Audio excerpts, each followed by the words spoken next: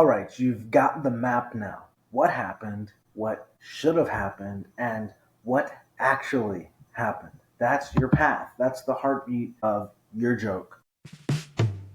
It's all messed up, yeah. Everything's messed up. We're going from this mess up to the next setup. Everything seems so messed up, but it's just our setup. Now, a quick clarification before we dig in. When I say what happened, right, number one, I'm talking about what seemed to happen in the moment, right, the surface level setup. What should have happened is the expectation, the normal or ideal outcome that kind of sets up the conflict or the tension. And what actually happened is the twist, the betrayal, the part that turns the story, the misdirect. It's what really, really happened underneath or after the fact, the thing that reframes the whole moment and brings out the funny, right? The gap between what should have happened and what actually happened, that's where the joke lives. That's where the funny lives. And in this module, we're going to hit that over and over and over again until we either find something hilarious or finally admit that you are just in this for attention. Either way, we're writing. This is where we take your actual life, your personal, awkward, broken, frustrating, messed up story and squeeze it until it gives us something useful because the truth is, nobody wants to hear about your life unless it's funny.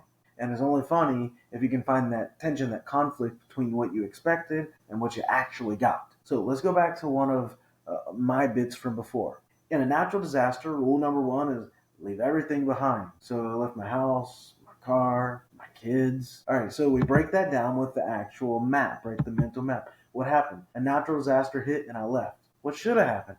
I protect my children like a responsible father. What actually happened? I prioritized myself and pieced out like I was auditioning for a reboot of Twister with a moral failing or American Idol. I don't know. Now, watch how much juice we can get from recognizing that one bit of conflict there, right?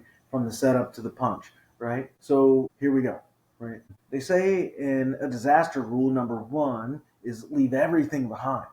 So I left my car, my keys, my kids, right? Now, here we go. My kids were like, Daddy, please, please, please take us. And I was like, rules are rules. So we have a follow up joke there, and I can tag it, right? Rules are rules. So here's how I go. Rules are rules. Besides, you're always saying you want independence. And I told them in a crisis, every family has to make tough choices, and I chose the one with the air conditioning. And my daughter said, "But Dad, you forgot us." I said, "I didn't forget. I just recalculated the value of wet children properly."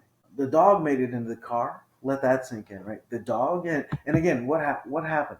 Disaster. What should have happened? Heroic parenting. What actually happened? Casual neglect. That's the tension. That's what makes that all work. You take what the audience thinks, right, a good guy should do, and you throw it off the cliff with a smile. And we're not done with that joke, right? We can keep mining. FEMA called me, not because they needed help, because they had questions. And I told the kids later, you all are a great test case for self reliance, right? The oldest one was like, I'm telling mom. Cool. Let her know I saved her favorite throw blanket. So you see, I can just like keep going with it and keep adding on. And this is what a lot of people struggle with, is what a lot of people miss. Now, those aren't all hilarious or equally hilarious, but they're jokes, right? They get one line and think they're done and just stop there. One liners. And one liners have their place, but we can keep going and going and going. A lot of people treat a joke like a one night stand, and uh, instead of a dysfunctional relationship like they should.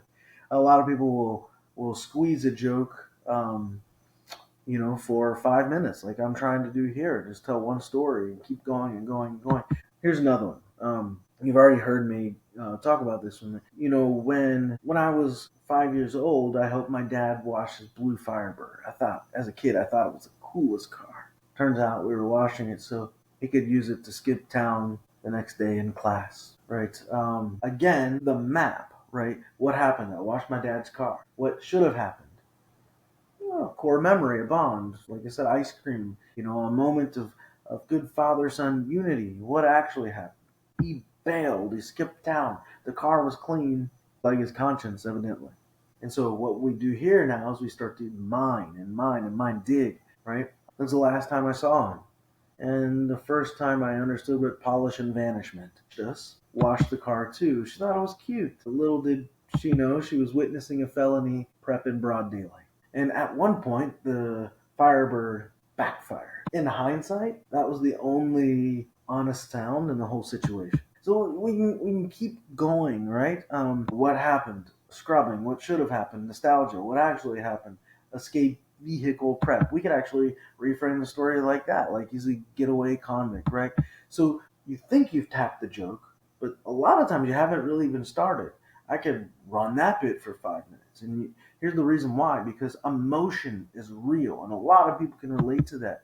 But also, the structure keeps me grounded. And here's the thing: you don't need trauma to be funny. You just need tension.